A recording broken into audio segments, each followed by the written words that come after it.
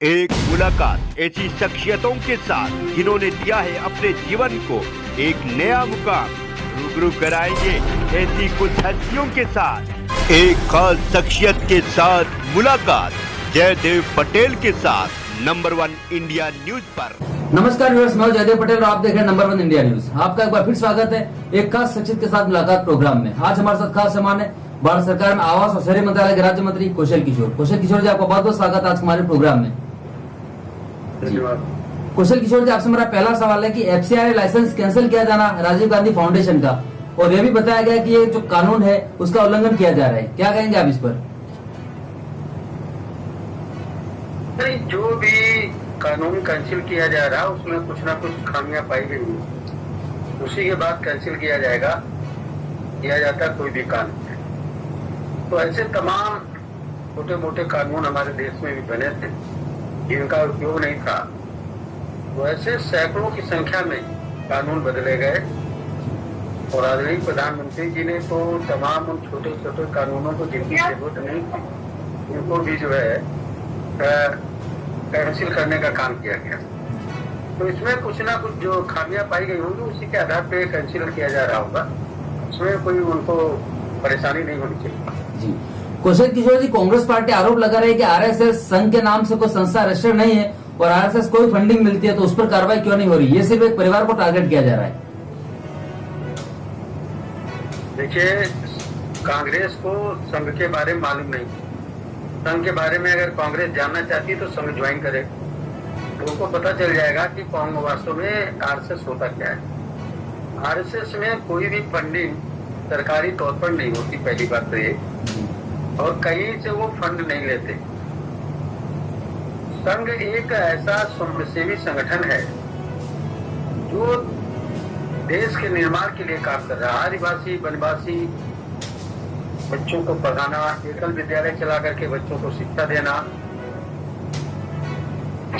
तमाम उन लोगों को मुख्य धारा से जोड़ना, देश के निर्माण के लिए काम करना और हिंदुस्तान को फिर से दुनिया में विश्व गुरु बनाना, ये काम। दूसरा, आप देख रहे हैं कि अगर संघ विश्व के कल्याण की बात करता है, मानव के कल्याण की बात करता है, तो संघ को समझने के लिए कांग्रेसियों को संघ को ज्वाइन करना चाहिए।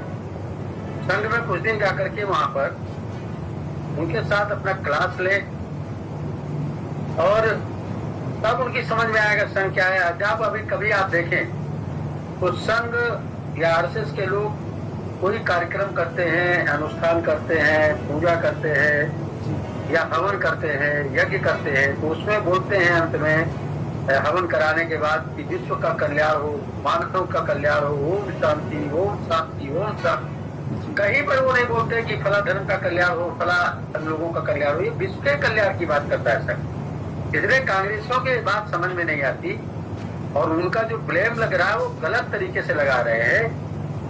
संघ एक बृहद विचारधारा का एक संगठन है।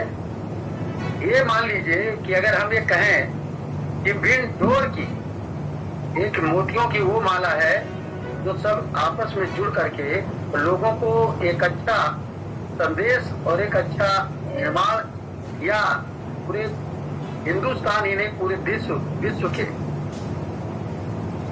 लोगों के स्वाभिमान का पर्याय बन गया है आरएसएस, इसलिए उसकी तुलना कांग्रेस जो करती है वो गलत करती। जी कौशल किशोर जी, प्रधानमंत्री मोदी द्वारा अयोध्या दीपोत्सव 2022 कार्यक्रम में आज हिस्सा लिया गया, इस पर आपका क्या रिएक्शन है?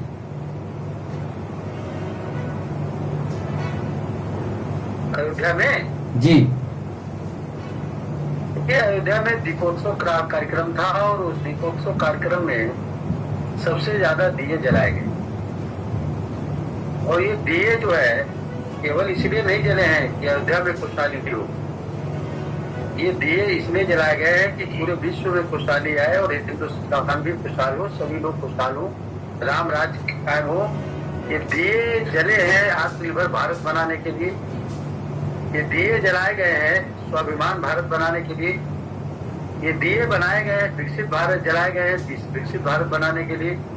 और जब आजादी के 2047 में 100 साल पूरे होंगे तब तक के लिए इन दियों के जलाने का अर्थ है कि हम एक विकसित भारत बनाएंगे। टेक्नोलॉजी के क्षेत्र में, कृषि के क्षेत्र में, उद्योग के क्षेत्र में, शिक्षा के क्षेत्र में, विज्ञान के क्षेत्र में हम विश्व को राह दिखाने वाले राम राज्य की स्थापना करने जा रहे हैं। उसके लिए ये दिए जलाए गए हैं, सबको उजाला देने का काम करें। जी कौशल किशोर जी, आपसे मेरा क्लोजिंग क्वेश्चन है कि प्रधानमंत्री के अयोध्या दौरे को लेकर कांग्रेस पार्टी हमलावर है और कांग्रेस के नेता संदीप दीक्षित ने कहा कि सरकारीकरण हो रहा है आस्था का, इस पर क्या कहेंगे आप? देखिए, कांग्रेस के कुछ समझ में आता नहीं, उनके पास कोई विचारधारा बची नहीं, इसलिए वो मोदी जी पर बार बार हमला करते हैं और वैचारिक हमला नहीं कर पाते हैं, व्यक्तिगत हमला करते हैं। मोदी जी जैसे किसी के ऊपर कोई धूल फेंकता है, झाड़ देते हैं, वैसे वो झाड़ के चले जाते हैं। मोदी जी की एक विचारधारा है, मोदी जी स्वयं एक विचारधारा है। 100 से 200 साल एडवांस सोचने का काम करते हैं। वो देश के निर्माण के लिए काम कर रहे हैं। मानव हिंदुस्तान के प्रत्येक व्यक्ति को, कमजोर से कमजोर व्यक्ति को, उसको आर्थिक रूप से, सामाजिक रूप से, शैक्षिक रूप से रोजगार परक बना करके उसको मजबूत करने का काम कर रहे हैं। देश के निर्माण का काम कर रहे हैं। कांग्रेस इस बारे में सोच ही नहीं सकती। इसलिए जो है वो जो मोदी जी पर हमला करते हैं, उस हमले का कोई मतलब नहीं। देश देख रहा है, आज पूरी दुनिया हिंदुस्तान की तरफ देख रही है। तो मोदी जी की विचारधारा और कार्यशैली के कारण आज पूरी दुनिया की निगाह हमारे देश पर है और मोदी जी पर है। यानी हिंदुस्तान की तरफ अगर पूरा विश्व देख रहा है तो उसका कारण मोदी जी है। मोदी जी की जो कार्यशैली है उसके कारण, उनकी नीतियों के कारण। इसलिए मोदी जी को मैं बहुत बहुत धन्यवाद देता हूँ कि मोदी जी आस्था का सरकारीकरण नहीं कर रहे हैं, बल्कि मोदी जी पूरी तरीके से लोगों के अंदर एक अच्छे काम की आस्था पैदा करने का काम कर रहे हैं। इसलिए मोदी जी कहते हैं सबका साथ सबका विकास, सबका साथ सबका विकास और सबका विश्वास। और अंत में बोले कि सबका साथ सबका विश्वास, सबका विकास और सबका प्रयास आत्मनिर्भर भारत बनाने के लिए, देश के निर्माण के लिए। जी इसलिए मोदी जी की बातों को वो समझ ही नहीं पा रहे हैं। इनको समझना चाहिए और उनसे सीख लेनी चाहिए कांग्रेस के लोग। जी कौशल किशोर जी, आप नंबर इंटरनेट के समय निकाला, उसके लिए आपको बहुत बहुत धन्यवाद।